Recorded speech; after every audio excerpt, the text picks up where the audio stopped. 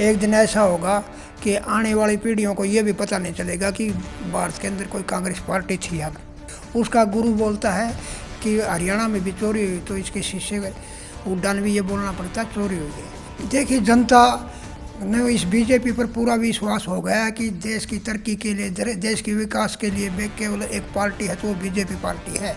अगर मुसलमानों का सहयोग तुम रखोगे तो तुम्हारी सत्ता आ जाएगी, लेकिन ये इनकी मूर्खता है। करने के लिए रास्ता है नहीं, ये केवल ये कहकर अपने दिल को खुश कर लेते हैं कि हुड्डा आएगा, लेकिन आओ जीवन हुड्डा कभी भी नहीं आएगा। राहुल गांधी जब सही वोटों का वो समय आता है, जब मामा का चला जा, प्रियंका वो भी चली गई, अन्ना अपने देश से क्या मतलब है। लेकिन अब तो पढ़ी लिखी जनता युवा ये इस भावना में नहीं आएंगे, इनके मन में रह जाएगी। एक बार तो इलेक्शन में आ, तेरे को ये बता देंगे कि तो तूने जो विचार प्रकट किए थे वो सही थे या गलत थे।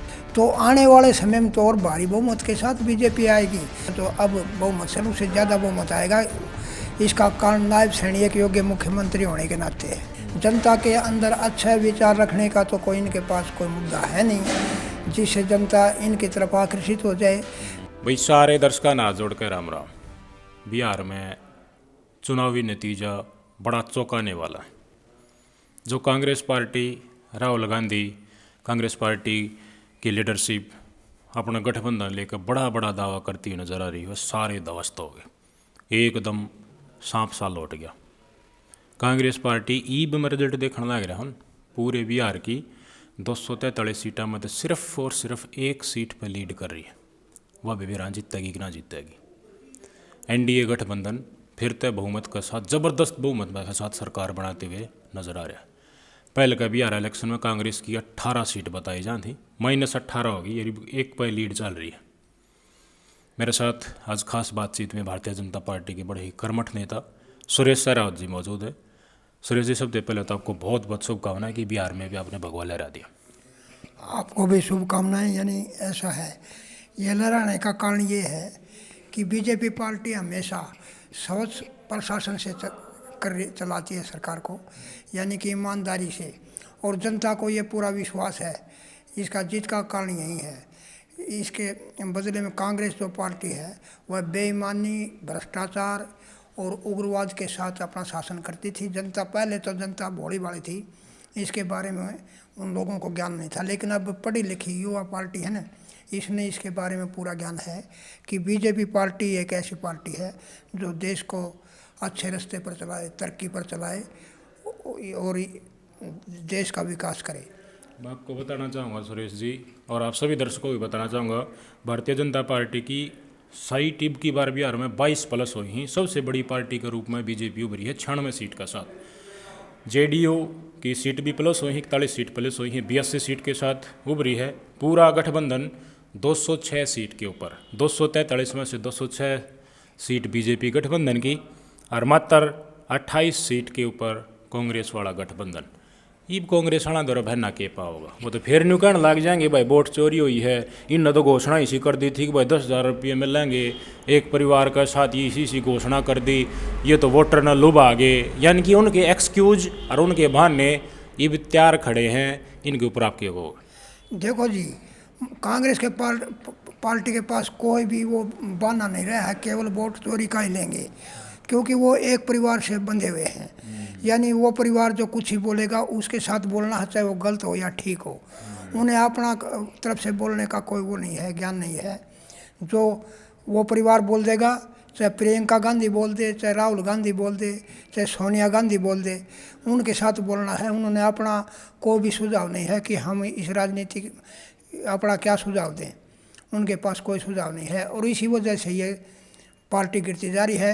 एक दिन ऐसा होगा कि आने वाली पीढ़ियों को ये भी पता नहीं चलेगा कि भारत के अंदर कोई कांग्रेस पार्टी थी। या गठबंधन में जड़ा जड़ा बीजेपी चुनाव लड़ा है, विश्वास बना ले है अपने सहयोगी दलाम। कांग्रेस जिसके साथ गठबंधन करो आखिर तक उनकी खींचातानी चली जा है, सीट शेयरिंग को लेकर चलती रहो या फिर आपस में इनका सामंजस्य नहीं बैठता।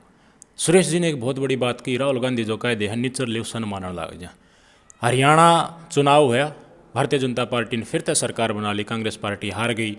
न्यू का है राहुल गांधी खुलासा करा है, राहुल गांधी की टीम ने हरियाणा में 25 लाख वोट चोरी हुई। हरिया किया बात दीपेंद्र हुड्डा कहने लगे, सारे के सारे कांग्रेस वाले न्यू कहें भाई हरियाणा में 25 लाख वोट चोरी हुई है। कि वोट चोरी ये बिहार में भी हुई है। बिहार में तो पूरी की पूरी वोटर लिस्ट में सुधार कर दिया गया इलेक्शन कमीशन की द्वारा। मांग तो कहीं ना कहीं वो विपक्षियों की थी, जिस ढंग की मांग उठाई जा रही है, लेकिन ईब भी बीजेपी जीत गई। हरियाणा में वोट चोरी हुई है, इस पर आप कितना सहमत हो?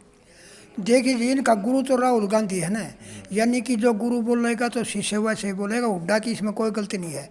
उसका गुरु बोलता है कि हरियाणा में भी चोरी हुई, तो इसके शिष्य हुड्डा ने भी ये बोलना पड़ता है चोरी हुई है।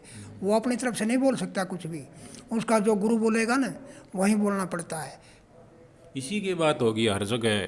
कांग्रेस या कांग्रेस के सहयोगी दल हारण लाग रहे हैं, भारतीय जनता पार्टी जीत गई। इतना विश्वास कैसे? माहौल के है वो तो आजकल लोग अक्का नहीं पाते। और इलेक्शन में जब ढोल खुले हैं, जब बेरा पाटती है, बोला बा बीजेपी जीत गई, थोड़ा मार्जिन तो जीतो या घना मार्जिन तो जीतो, सत्ता तो बीजेपी के हाथ लगा है। उनमें इसी की कमी है कि जनता वोट नहीं देती उन्हें। देखिए, जनता ने इस बीजेपी पर पूरा विश्वास हो गया कि देश की तरक्की के लिए, देश के विकास के लिए केवल एक पार्टी है तो वो बीजेपी पार्टी है।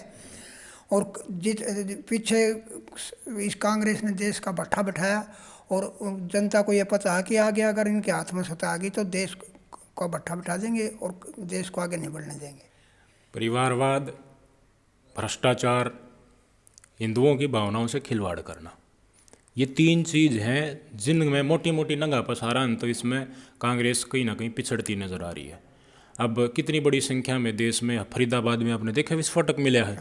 किसी भी कांग्रेस पार्टी के कार्यकर्ता और बड़े नेता न्यू कही अगर भाई ये इसी कौम के लोग बार बार लकड़ के क्यों आ रहे हैं, पढ़े लिखे डॉक्टर आतंकी गतिविधियां अंजाम देने हैं। 6 दिसंबर ने बाबरी मस्जिद का विध्वंस हुआ था, उस टीम के ऊपर उसी 6 दिसंबर को बहुत बड़े ब्लास्ट हमारे देश में करने थे।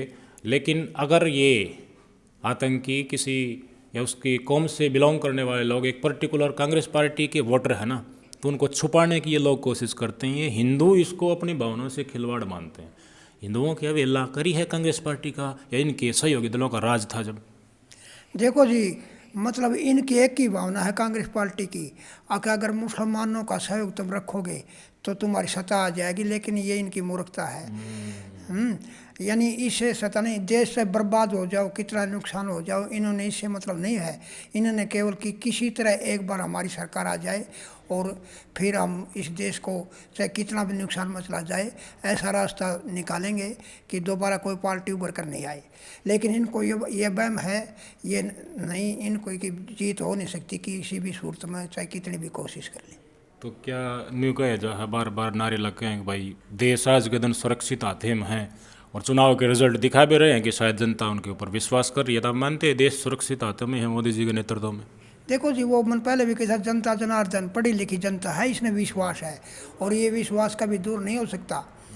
यानी जनता को ये अच्छी तरह ज्ञान है कि बीजेपी पार्टी हमेशा एक अच्छे रास्ते पर चलती है, देश के विकास के लिए चलती है, देश की सुरक्षा के लिए चलती है।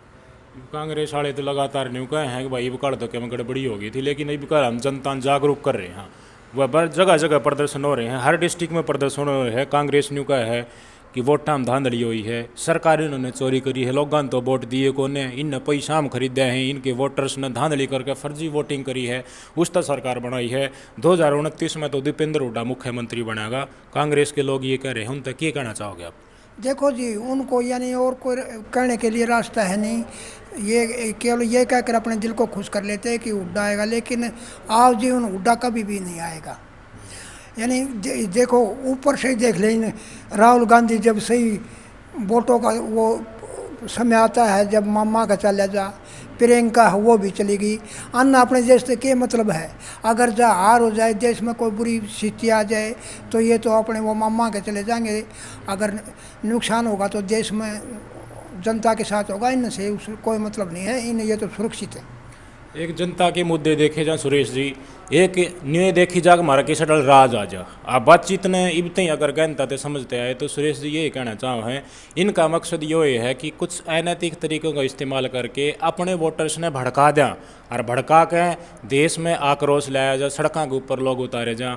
सरकार तो सही तरीका से बने नहीं पा रही कांग्रेस पार्टी के। आपने न्यू लागा है कांग्रेस पार्टी या इसके नेता, राज्य स्तरीय नेता भी कोशिश कर रहे हैं कि लोगों के अंदर आक्रोश बने, अड़े काट मार माचे उस तरीका से सत्ता तख्ता पलट हो जाए डाल की कोशिश कांग्रेस पार्टी कर रही है।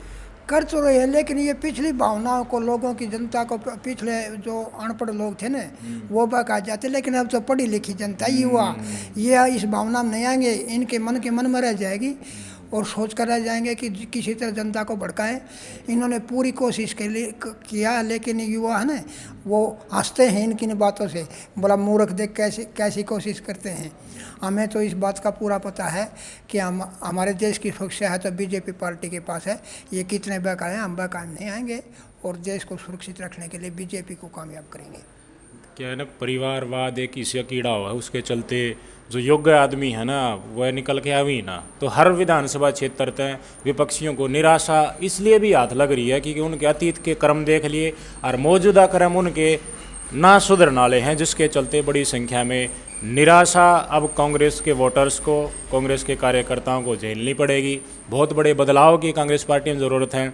राहुल गांधी तो कदे मछली पकड़ने लग जाए, कदे जोड़ में गोता करने लग जाए, कदे मोटरसाइकिल संभाल लग, कदे पंचर लाने लग जाए। वो देख कितना जनता के साथ जुड़ाव कर रहा है, लेकिन वोट फिर भी नहीं दे रहे लोग, वोट मोदी देने लग रहे हैं। यो क्या सौदा? यो इसका कारण ये जी यो देश में जाके, विदेश में जाके देश की बुराई करता है ना, तो पढ़ी लिखी जनता ने ये है, अगर ये अब ही अगर इसकी सरकार नहीं है तो देश की के प्रति कितनी गलत भावना वो ले रहा है।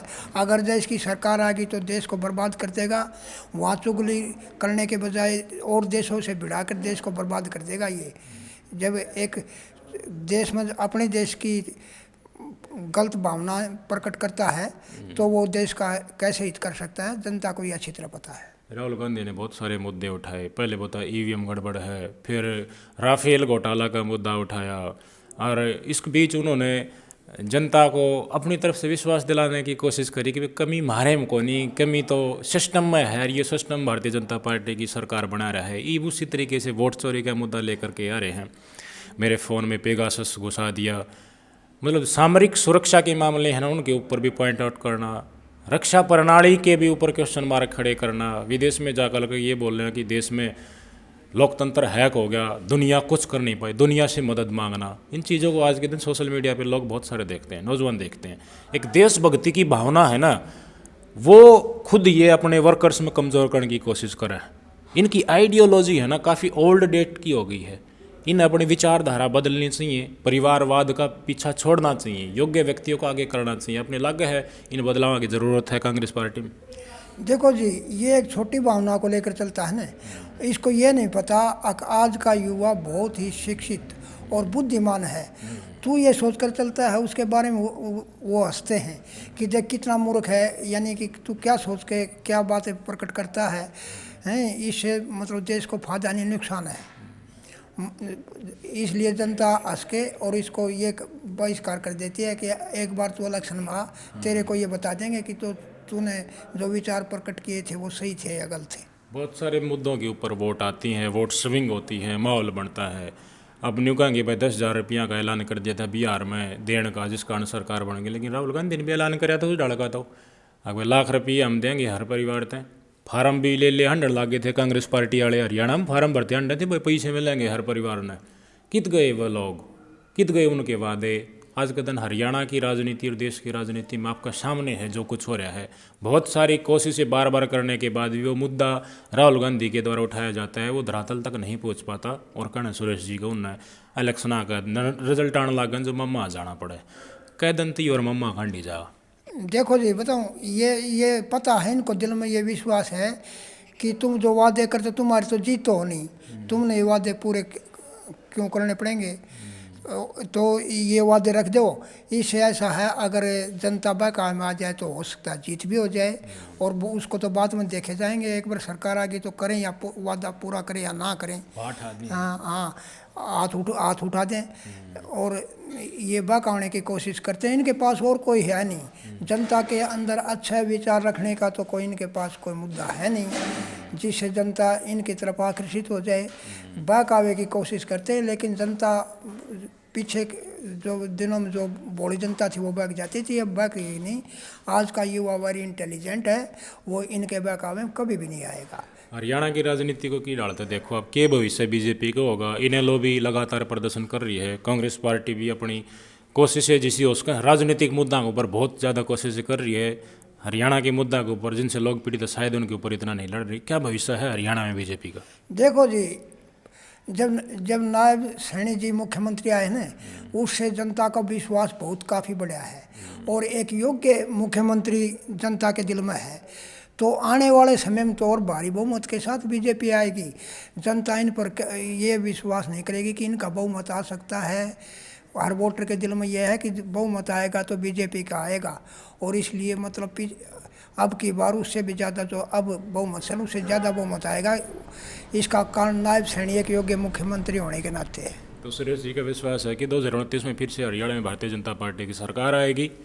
नतीजे, आंकड़े, माहौल और धरातल की स्थिति आपने देख ली होगी। बड़े ही जो संजीदगी से अपने विचार सुरेश राव जी ने रखे हैं, आपने विचार दिए। सुरेश जी आपका बहुत बहुत धन्यवाद जी। नमस्कार। नमस्कार जी, धन्यवाद।